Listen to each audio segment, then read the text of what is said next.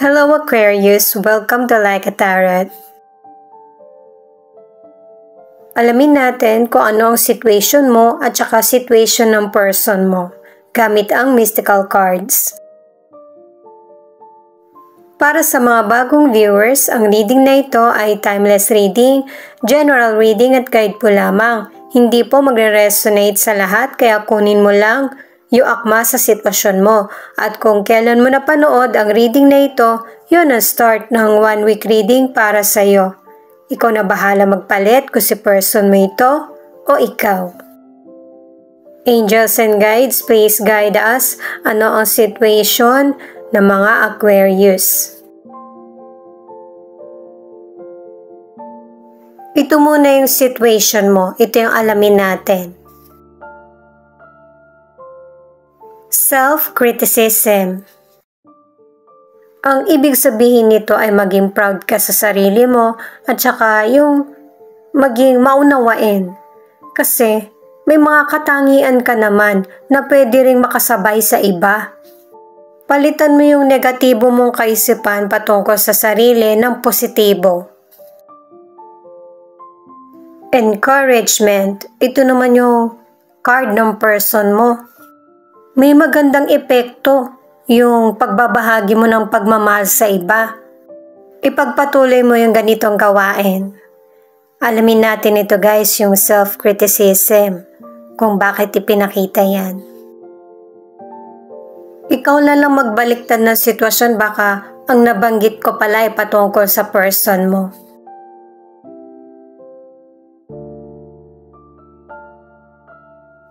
Seven of Swords, Ace of Wands, at the Empress in reverse. Ipinapakita ng cards na ito na ang ilan sa inyo may panlilinlang kang napapansin or nararamdaman. Pero ikaw yung person na pinagpapatuloy mo pa rin kung ano yung tingin mong mas makakabuti sa iyo. Pero minsan naaapektuhan ka rin sa sitwasyon. Lalo na't kung ang ilan sa inyo ay madalas na nagtatalo or may betrayal ang relasyon. At ang advice ng mga cards ay maging matatag at ibalik yung pagkakaroon ng balanse at saka kung ano yung layunin sa buhay. At saka tatlong cards na nagsasabi na para sa mga nasa relationship, hirap ka na pagkatiwalaan yung person mo. Lalo na't ang ilan sa inyo na nasa relationship, hindi nagko-commit sa iyo yung person mo. At dahil sa pagtatalo, hindi pagkakasundo, nawawala yung connection nyo ng person mo sa isa't isa.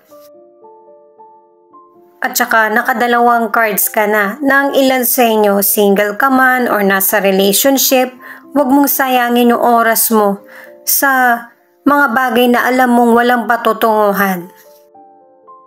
At saka sa mga single, may person na nagpapakita ng interest sa'yo pero yung bang parang bula, nawawala tapos andyan. Hindi mo makita yung sincerity.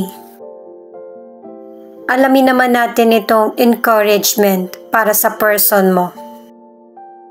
Ituloy ko lang para sa mga single na kahit na hindi ka bigyan ng atensyon ng potential person, may bagong love interest na darating sa buhay mo. Ang ilang single naman, ang potential person nagkakaroon ng maling impression sa'yo na masyado kang mapili. The Fool, Knight of Swords at the Moon. Ang ibig sabihin nito sa person mo, kailangan ng balanse at saka pag-iingat, lalo na sa pagkakaroon ng desisyon. Hindi makakabuti yung biglaang desisyon.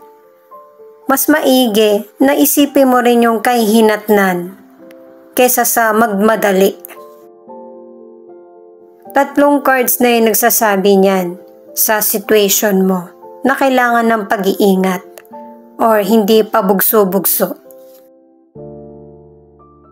Single ka man or nasa relationship, ang advice ng cards na ito ay mas harapin kung ano yung nangyayari sa ngayon at wag nang balikan pa kung ano yung nakaraan.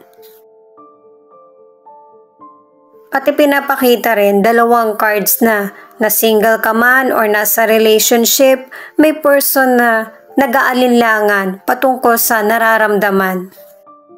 At ang advice ng mga cards, syempre hindi lang naman yung person na pinatutungkulan mo yung may problema. Tingnan mo din yung kakulangan mo sa sitwasyon bago mag-akusa. At saka sa mga single, dalawang cards na yung nagsasabi na merong bagong relasyon na darating. Makakatulong din naman yung concern ng ibang tao, pero makakabuti rin na ikaw yung mismo makaalam kung ano yung behavior ng potential person, kung magkakasundo ba kayo o hindi. At para naman sa ilan na nasa relationship, iwasang maging mapag-control sa person. Ito naman yung card para sa relationship. Compassion. Connected din ito sa ibang cards. Huwag mo masyadong i-down ang sarili mo, nakadalawang cards ka na. Ang kailangan mo lang baguhin ay yung mga pananaw mo. At saka, i-let go mo na yung pagpuna sa sarili at saka takot. Magpakatotoo ka lang. Hindi naman kasi kailangan maging perfect. I-add ko lang guys sa relationship na ang ilan sa inyo, yung person mo, hindi mo maasahan. Meron din person na seloso at mapaghinala. Ito yung nagiging problema ng ilan sa inyo sa relasyon. 9 of Cups, 8 of Cups, at the Lovers in reverse. Sa mga naunang cards, connected pa rin itong mga cards mo. At saka nga pala, dito ko babanggitin yung patungkol sa career, financial at health.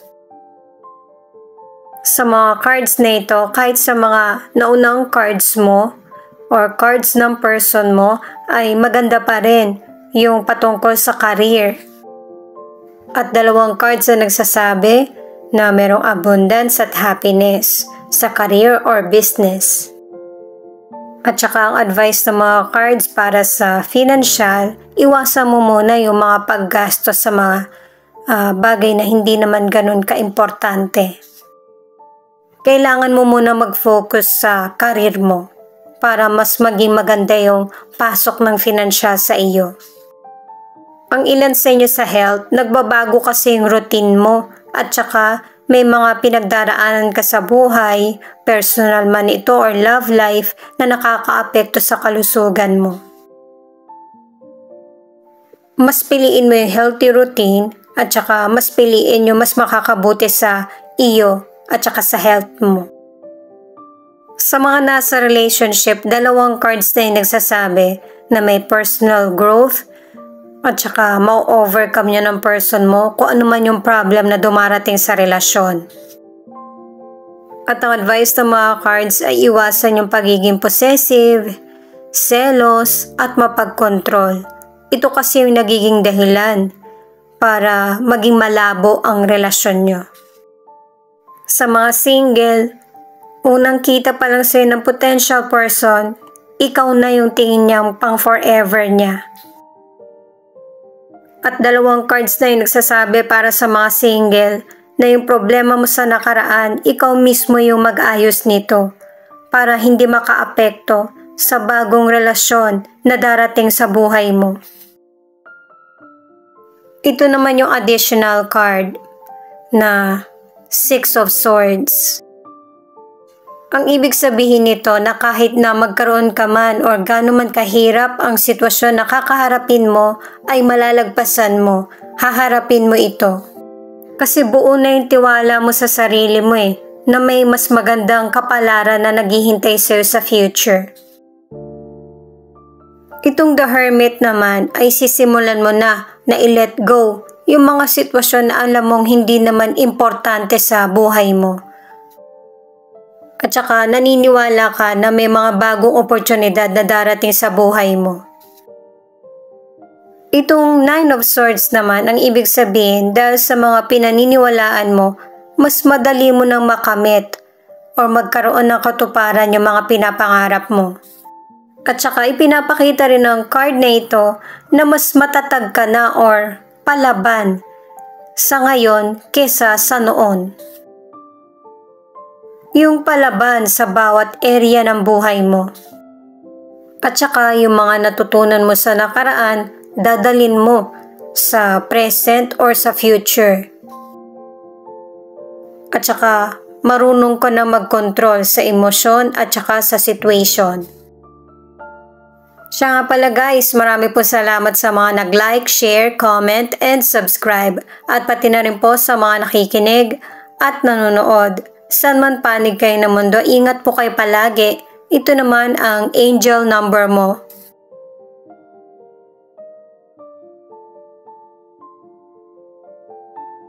Affirm, somebody is watching you, wishing they treated you differently. 102. Your angel wants you to know that you are a great person and you also deserve to be loved and taken care of.